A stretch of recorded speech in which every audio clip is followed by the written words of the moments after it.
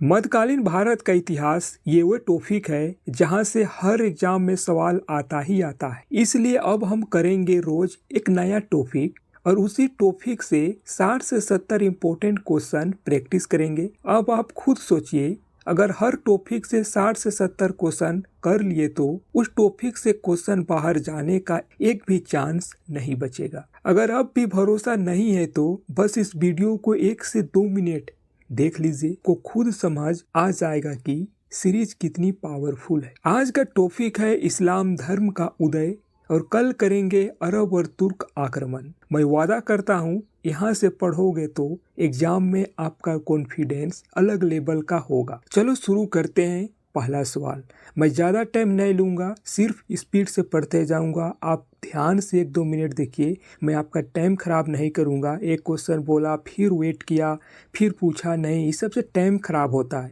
आप fast revision कीजिए, कभी टाइम मिले तो और एक बार आ जाइए और दोबारा से वीडियो देख लीजिए, जिससे आपका पूरा से पूरा एक टॉपिक कंप्लीट हो जाएगा। कौन थे इस्लाम धर्म के प्रवर्तक? कौन थे? प्रवर्तक का मतलब होता है किसी चीज़ को स्टार्ट करना, आरंभ करना, कोई भी चीज़ को शुरू करना। तो इस्लाम धर्म के प्रवर्तक कौन थे? इस्लाम धर्म के प्रवर्तक थे हजरत मोहम्मद।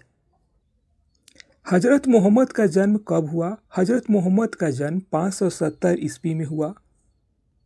हजरत मोहम्मद साहब का जन्म कहाँ हुआ? हजरत मोहम्मद साहब का जन्म मक्का में हुआ।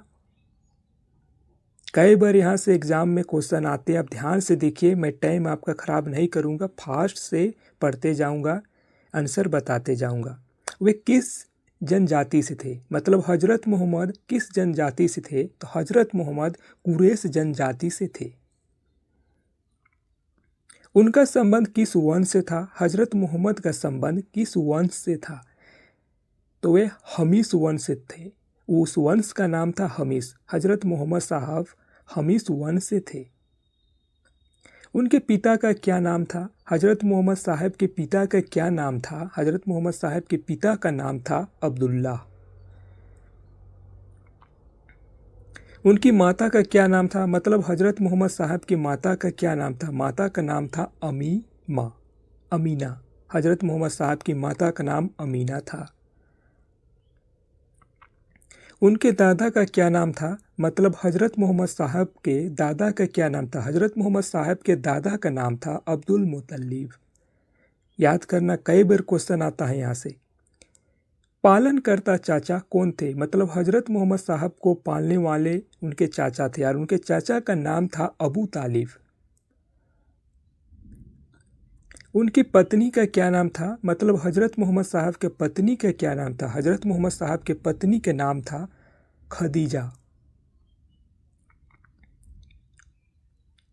पहला ईश्वरीय संदेश कब मिला? मतलब हजरत मोहम्मद साहब को ईश्वरीय के मतलब होता है कि ईश्वर का संदेश। तो ईश्वर का संदेश कब मिला? हजरत मोहम्मद साहब को ईश्वर का संदेश 610 ईस्वी में मिला था। 610 ईस्वी में मिला था। यह संदेश कहाँ मिला? यह संदेश मिला था हीरा गुफा में। हजरत मोहम्मद साहब को संदेश मिला था हीरा गुफा में। हीरा गुफा कहाँ स्थित है? हीरा गुफा मक्का के पास स्थित है। मक्का मदीना जिसे बोला जाता है, मक्का में स्थित है हीरा गुफा। संदेश किस फरिश्ते ने दिया? मतलब हजरत मोहम्मद साहब को जो ईश्वर से संदेश मिला था उस किस फरिश्ते ने दिया? तो उसका नाम था जिब्राइल। जिब्राइल एक फरिश्ते का नाम है जो इनको संदेश दिए थे। जिब्राइल का अंग्रेजी नाम क्या है? कई बार एग्जाम में पूछा गया है डायरेक्ट कि जिब्राइल का अंग्रेजी नाम क्या है। जिब्राइल को इंग्लिश में बोला जाता है ऑप्शन बी, गारविल। पहला संदेश क्या था? हजरत मोहम्मद साहब का पहला संदेश क्या था? हजरत मोहम्मद साहब का पहला संदेश था अल्लाह एक है। क्योंकि आप जानते हैं कि इस्लाम धर्म के लोग सब सिर्फ अल्लाह को मांगते हैं, मतलब वो एक ही धर्म को मानने वाले हैं।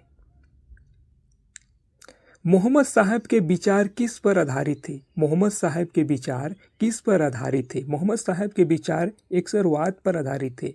एकस्वरवाद का मतलब होता है कि सिर्फ एक धर्म को मानने वाले को बोला जाता है एकस्वरवाद। उनके विचारों का विरोध किसने किया? मतलब मोहम्मद साहब के विचारों का विरोध किसने किया?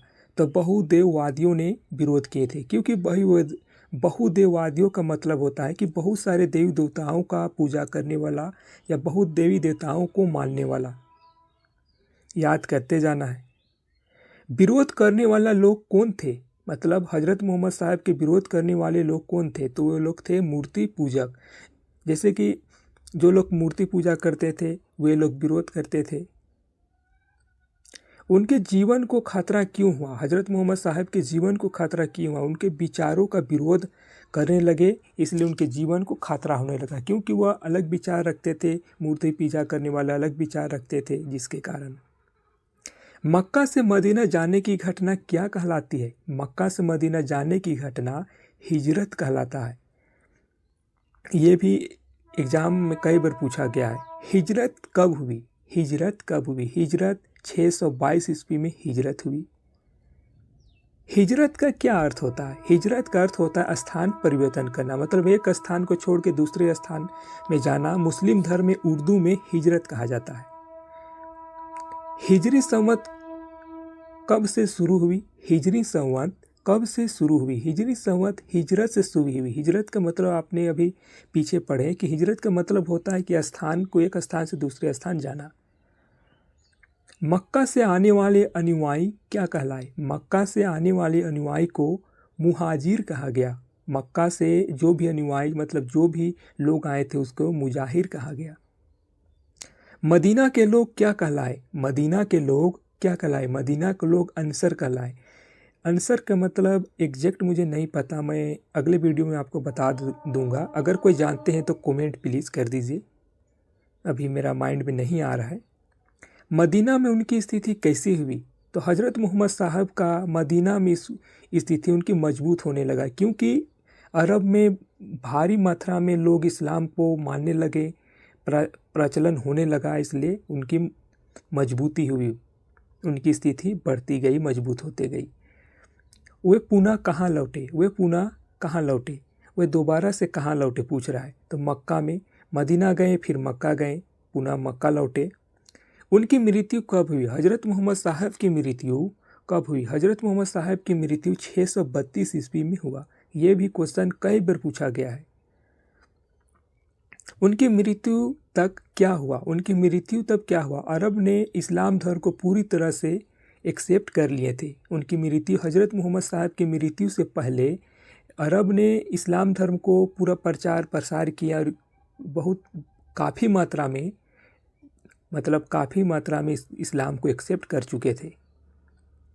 मोहम्मद साहब ने उत्तराधिकारी चुना था क्या, मोहम्मद साहब ने मरने से पहले कोई उत्तराधिकारी नहीं चुना था। इसका आंसर होगा नो, नहीं।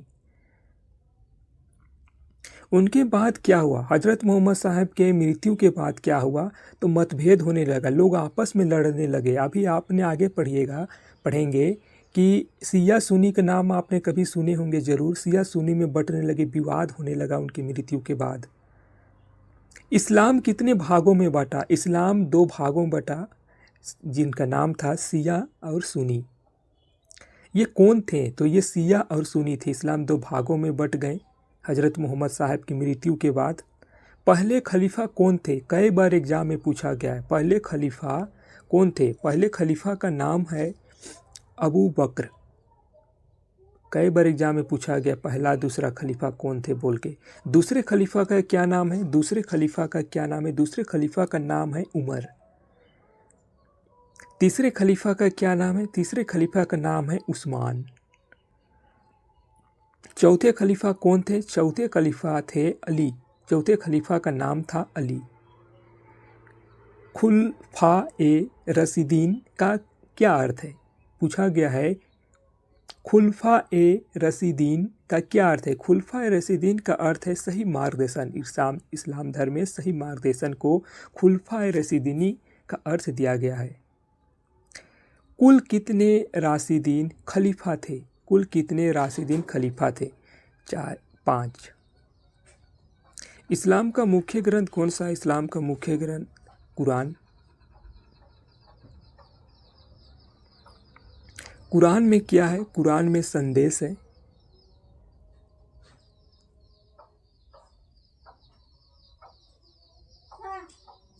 कुरान का अर्थ क्या है? कुरान का अर्थ है पढ़ा गया। कुरान का अर्थ है पढ़ा गया। कुरान का संकलन कब हुआ? कुरान का संकलन अबू बकर के समय हुआ। अभी आपको मैंने बताया कि अबू बकर पहले खलीफा थे, उन्हीं के समय कुरान का संकलन हुआ। संकलन का मतलब होता है कि उसे पढ़ा गया। कुरान को अंतिम रूप किसने दिया? कुरान को अंतिम रूप किसने दिया? कुरान को अंतिम रूप दिए थे उस्मान ने। आप बताइए कि उस्मान किस नंबर के खलीफा थे? एग्जाम में पूछता है यहाँ से क्वेश्चन। हदीस में क्या है? हदीस में क्या है? हदीस में उपदेश दिया गया है। मुस्लिम धर्म में जो हदीस होता है उसमें उपदेश दिया गया है, नियम कानून। सुन्नत किसे संबंधित है? सुन्नत किसे संबंधित है? तो आचरण से। आचरण जो रिस्पेक्ट व्यवहार होता है, सुन्नत उसी को बोला जाता है मुस्लिम धर्म में। इस्लाम में ईश्वर की संख्या क्या है? इस्लाम में ईश्वर की संख्या क्या है? इस्लाम में ईश्वर की संख्या एक है।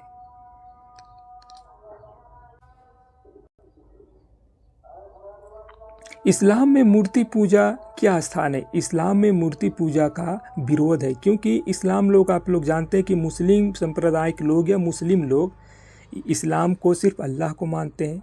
उन्होंने मूर्ति पूजा का विरोध करते हैं। इस्लाम का अर्थ क्या है? इस्लाम का अर्थ होता है समर्पण करना, खुद को समर्पण करना, मतलब अपने अनुयायियों के सामने या अल्लाह के सामने।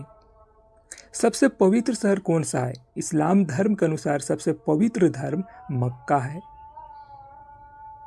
और दूसरा पवित्र शहर कौन सा है? दूसरा पवित्र शहर मदीना है। रसूल का अर्थ क्या होता है? इस्लाम धर्म में रसूल का अर्थ है सैनिक, मतलब रक्षक। रसूल का अर्थ है सैनिक। ऑप्शन में रक्षक भी आएगा तो आपको रक्षक क्लिक करना है। नबी किसे कहते हैं? इस्लाम धर्म में नबी किसे कहते हैं? ईश्वर के दूत के, मतलब ईश्वर के द्वारा जो संदेश पहुंचाया जाता है उसी को नबी बोला जाता है। इस्लाम में पुनर्जन्म का क्या स्थान है? इस्लाम में पुनर्जन्म को अस्वीकार किया गया है, क्योंकि इस्लाम धर्म के लोग मानते हैं कि दोबारा जन्म नहीं होगा। पुनर्जन्म को होता है कि दोबारा से जन्म। इस्लाम धर्म में दोबारा जन्म में विश्वास नहीं रखते हैं। इस्लाम में समानता किसके लिए? इस्लाम में समानता सभी के लिए है। जैसे अमीर गरीब से सैनिक हो, जो भी हो संसार में, सबको समान नज़र से देखना है। पर वर्तमान में ये सब नहीं मानते हैं, पर इस्लाम धर्म यही बताता है कि सबको एक नज़र से देखना है, सबको रिस्पेक्ट करना है। इस्लाम किस पर जोर देता है? इस्लाम धर्म समर्पण पर जोर देता है। समर्पण, खुद को किसी के सामने समर्पण कर दे। इस्लाम में सब कुछ किस पर निर्भर है? इस्लाम में सब कुछ किस पर निर्भर है? तो इस्लाम में सब कुछ अल्लाह पर निर्भर है, क्योंकि वो लोग अल्लाह को ही मानते हैं। इस्लाम का मुख्य उद्देश्य क्या है? इस्लाम का मुख्य उद्देश्य है आध्यात्मिक जीवन। ये क्वेश्चन कई बार पूछा गया, इस्लाम का मुख्य उद्देश्य क्या है? इस्लाम का मुख्य उद्देश्य है आध्यात्मिक जीवन। फिर इस्लाम धर्म किस प्रकार का धर्म है? आध्यात्मिक, नैतिक, सामाजिक, ये भी क्वेश्चन कई बार पूछा गया है।